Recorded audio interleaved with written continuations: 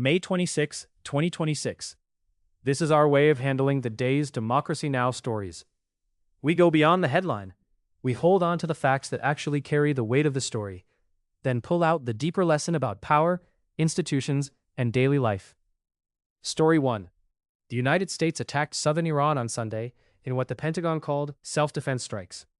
The U.S. said it sank 2 Iranian ships that were attempting to lay mines in the Strait of Hormuz, while Iran's Revolutionary Guard said it shot down a U.S. Reaper drone that entered Iranian airspace. The deeper lesson is that choke points turn military incidents into economic pressure points. The Strait of Hormuz is never just a battlefield. It is energy, shipping insurance, inflation risk, and the price of time. Story 2. Iranian negotiators traveled to Qatar to discuss a possible ceasefire in the U.S.-Israel war on Iran. Iran's foreign ministry said large parts of the talks had reached some agreement, but warned that American decision-making had become unstable. The deeper lesson is that diplomacy depends on predictable authority. When the other side cannot tell who really controls the next move, negotiation becomes risk management instead of trust building. Story 3.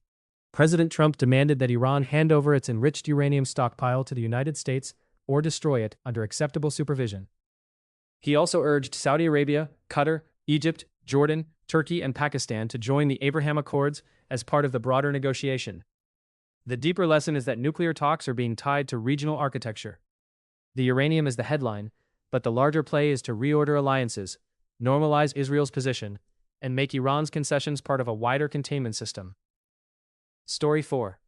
Tulsi Gabbard resigned as Director of National Intelligence after saying her husband had been diagnosed with bone cancer. The key fact is that this resignation comes during a moment of war, drone claims, nuclear pressure, and regional negotiations. The deeper lesson is that personnel changes matter most when systems are under stress. Intelligence leadership is part of the machinery that turns uncertainty into policy, and leadership gaps carry more weight during escalation. Story 5. An Israeli airstrike in Lebanon's Bekaa Valley killed 12 people Monday, according to Lebanese state media. Netanyahu authorized intensive military operations against Hezbollah, and Israel called up additional troops for Lebanon, despite a ceasefire announced last month. The deeper lesson is that a ceasefire without a durable enforcement structure becomes a pause inside a larger war system. People hear the word ceasefire, but border towns, refugees, and hospitals live under the operational reality. Israeli strikes killed Palestinians near the Maghazi camp and at a tent encampment in the Mawasi area of Khan Yunis. One of those killed was 6-year-old Minatollah Abu Libda, whose grandmother said the child had been playing at the door of her home as families prepared for Eid. The deeper lesson is that war destroys the ordinary calendar.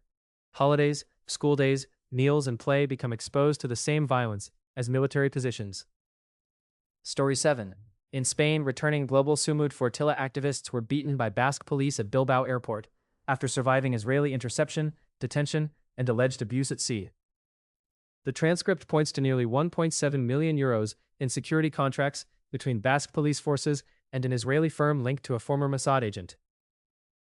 The deeper lesson is that foreign security relationships travel home. Training, gear, surveillance systems, and tactical habits cross borders, then show up in airports, protests, and local policing. Story 8. Israeli National Security Minister Itamar Ben-Gvir was barred from entering France after France cited incitement of hatred and violence against Palestinians. The decision followed video he shared of bound flotilla activists being pushed face down while he taunted them. The deeper lesson is that public cruelty can become diplomatic evidence. Officials may use spectacle to project dominance at home, but the same footage can harden international consequences abroad. Story 9. In Elizabeth, New Jersey, police arrested 10 activists who tried to block a weapons shipment bound for Israel. The protesters chained themselves together, and officers used power tools to clear the road. The deeper lesson is that foreign policy runs through local infrastructure. Ports, trucks, roads, unions, police, and logistics workers become part of the war chain long before most citizens see the battlefield. Story 10.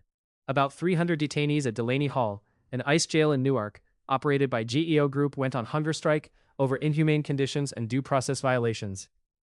Tensions escalated when ICE removed hunger strike organizer Martin Soto, and masked agents used tear gas against protesters outside. The deeper lesson is that detention facilities concentrate several kinds of power in one place: immigration law, private profit, physical confinement, medical vulnerability, and public access control. Story 11. A federal judge in Tennessee dismissed all criminal charges against Kilmar Abrego Garcia, the Maryland father, who had been wrongfully sent to El Salvador's CECOT mega prison. Judge Waverly Crenshaw ruled that the prosecution had been tainted by vindictive motive and called it an abuse of prosecuting power. The deeper lesson is that process itself can become retaliation. Deportation, imprisonment, re-prosecution, and delay can punish a person even when the state's case falls apart. Story 12. The Trump administration announced that most immigrants seeking green cards must return to their home countries to apply, with in-country approval limited to extraordinary circumstances. That shifts many applicants from adjustment of status inside the United States to consular processing abroad. The deeper lesson is that bureaucracy can move risk onto the applicant. A paperwork rule can separate families, expose people to danger, and make legal status depend on travel, timing, and the discretion of distant offices. Story 13. A gunman opened fire at a Secret Service checkpoint outside the White House on Saturday evening. Secret Service officers returned fire. The suspect, 21-year-old Nasir Best of Maryland, later died at a hospital, and a bystander was wounded. The deeper lesson is that political violence also creates security rituals around public life. The physical boundary around power keeps thickening, and each incident teaches institutions to harden the perimeter. Story 14. Russia warned foreigners to leave Kyiv as it threatened a new wave of attacks after weekend strikes killed at least 4 people and injured more than 90. The attacks hit apartment buildings, schools, a marketplace, and a water supply facility, and Russia reportedly used a powerful hypersonic ballistic missile. The deeper lesson is that infrastructure targeting is population pressure. Water, schools, housing, markets, and embassies become instruments for creating fear, isolation, and negotiation leverage. Story 15. The World Health Organization warned that Ebola cases in the Democratic Republic of the Congo are spreading faster than public health workers can respond. Suspected deaths reached 220, and police fired shots in Mongalu after crowds tried to reclaim bodies from an Ebola treatment center. The deeper lesson is that disease response depends on trust as much as medicine. When people fear isolation, mishandled bodies, or outside control, public health becomes a contest over legitimacy. Story 16. Pope Leo issued a 42,000-word encyclical on artificial intelligence, presenting it alongside Anthropic co-founder Christopher Olah. The document called for regulation, worker retraining, student education, child protections, and safeguards to keep humans in control of weapons decisions.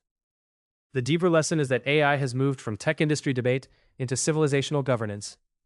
The real question is who gets to automate judgment, who bears the disruption, and which decisions must stay human. The through line today is simple. Power is moving through systems that ordinary people touch directly. War moves through shipping lanes, ports, drones, uranium, police contracts, and refugee camps. Immigration power moves through detention centers, paperwork rules, and prosecutorial discretion. Public health moves through trust. AI moves into weapons and work. The machinery is large, but the pressure lands in bodies, homes, roads, hospitals, checkpoints, and families.